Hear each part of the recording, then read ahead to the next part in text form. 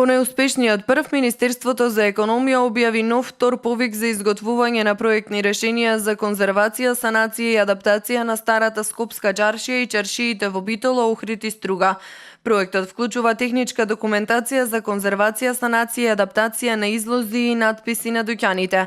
Предложените проектни решенија треба да го сочуваат главниот влез на дуќаните, да ги оформат фасадите со надпис размерен на нивната површина, влезот на дуќаните да го оплеменат со зеленило и да предвидат настрешница во склоп на излогот. Поднесените трудови треба да преферираат квалитетни материјали и оков за излозите, додека нивната конструкција треба да биде од масивно дрво. Од државниот буџет е проценето дека ќе се издвојат речиси 5 милиони денари за неопходната документација. Заинтересираните субјекти ќе имаат рок до 9 ноември да ги достават своите понуди до надлежното министерство.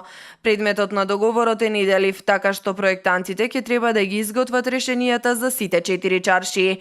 Чаршиите во нашата земја се сметаат за символ на старите занаети, култури и традиции и ја збогатуваат туристичката понуда на градовите.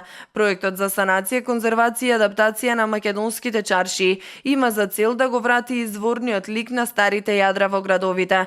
Надлежното министерство пред 2 години го финансираше уредувањето на излозите и рекламите на 60 дуќани во старата Скопска чаршија.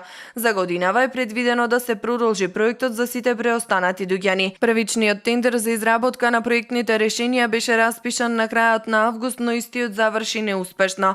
Од Министерството за економија пред 10 дена објавија дека тендерот е поништен поради различниот пристап во техничките и финансиските понуди.